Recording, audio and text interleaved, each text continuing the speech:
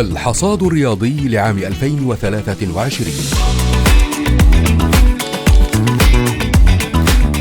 تتويج العراق بالنسخة 25 من بطولة كأس الخليج العربي لكرة القدم. جاريث بيل يعلن اعتزاله كرة القدم. نوفاك يفوز بلقب أستراليا المفتوحة للتنس للمرة 10 في مسيرته. الدنمارك تفوز ببطولة العالم لكرة اليد للمرة 3 في تاريخها، ومنتخب مصر يحصد المركز 7. كريستيانو رونالدو يشارك مع النصر السعودي للمرة الأولى. ليونيل ميسي يحصد جائزة ذا بيست لأفضل لاعب لعام 2022 للمرة 2 في مسيرته. وفي كأس العالم للأندية 2022 ريال مدريد يحصد اللقب، والهلال السعودي يحل وصيفاً، والأهلي المصري يحقق المركز 4. مسعود أوزيل يعلن اعتزاله لعب كرة القدم. السنغال تحصد لقب كأس إفريقيا تحت 20 سنة. ليفربول يقسو على مانشستر يونايتد بنتيجة 7-0 في الدوري الإنجليزي. الكامار يفوز بلقب دوري أبطال أوروبا للشباب بعد إقصاء برشلونة وريال مدريد في طريقه. لأول مرة منذ موسم 89-90 نابولي يفوز بالدوري الإيطالي. برشلونة يتوج بلقب الدوري الإسباني للمرة 27 في تاريخه. للعام الثالث على التوالي مانشستر سيتي يحصد الدوري الإنجليزي الممتاز. بايرن ميونخ يهيمن على لقب الدوري الألماني للموسم 11 على التوالي. فوز السنغال بكأس إفريقيا للناشئين تحت 17 سنة. إشبيلية يتوج بلقب الدوري الأوروبي للمرة 7 في تاريخه بعد الفوز على روما الإيطالي. انطلاق مونديال الشباب تحت 20 في الأرجنتين. أوراوا الياباني يفوز بدوري أبطال آسيا بعد الفوز على الهلال السعودي. باريس سان جيرمان يحقق لقب الدوري الفرنسي. مانشستر سيتي يجمع الثلاثية التاريخية بعد التتويج بكأس الاتحاد ودوري أبطال أوروبا. الأهلي المصري يقتنص لقبه 11 في دوري أبطال إفريقيا بعد الفوز على الوداد المغربي.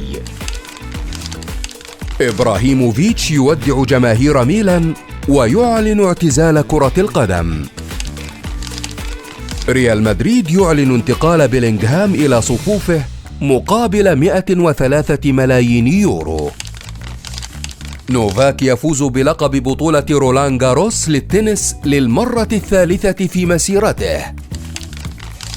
الأوروغواي تفوز بكأس العالم للشباب تحت 20 للمرة الأولى في تاريخها.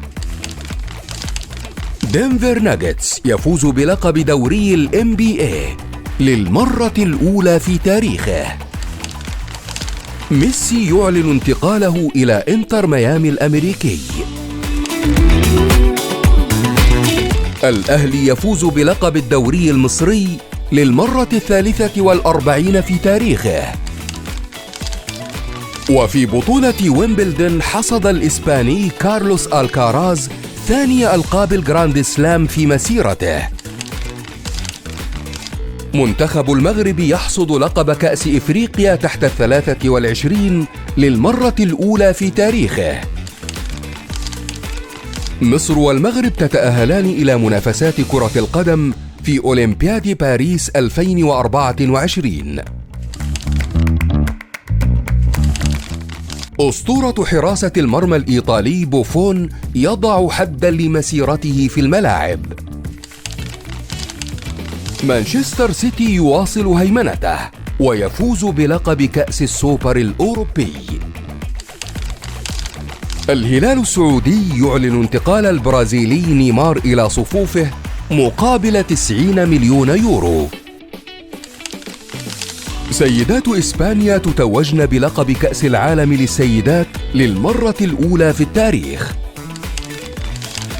النرويجي هالاند يحصد جائزة أفضل لاعب كرة قدم داخل قارة أوروبا لموسم 2022-2023.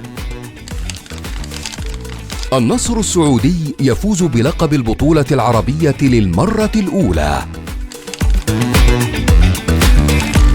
ألمانيا تفوز بلقب كأس العالم لكرة السلة 2023 للمرة الأولى بعد التغلب على صربيا في المباراة النهائية 83-77.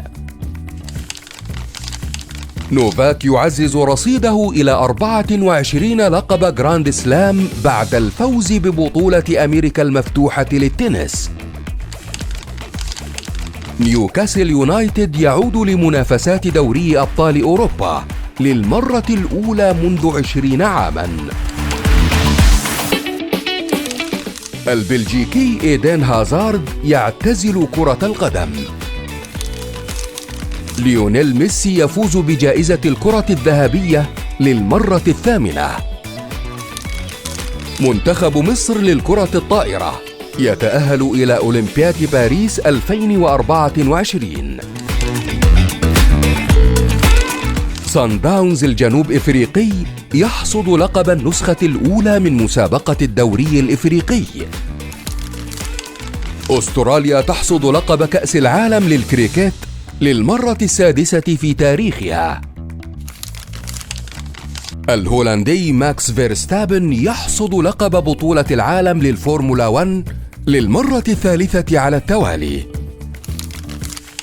فلومينينسي البرازيلي يفوز بلقب كوبا ليبرتادوريس للمرة الأولى بعد الفوز على بوكا جونيورز. النيجيري فيكتور أوسيمين يحصد جائزة أفضل لاعب في إفريقيا 2023. الجنوب إفريقي بيرسي تاو نجم الأهلي المصري يحصد جائزة أفضل لاعب داخل قارة إفريقيا 2023.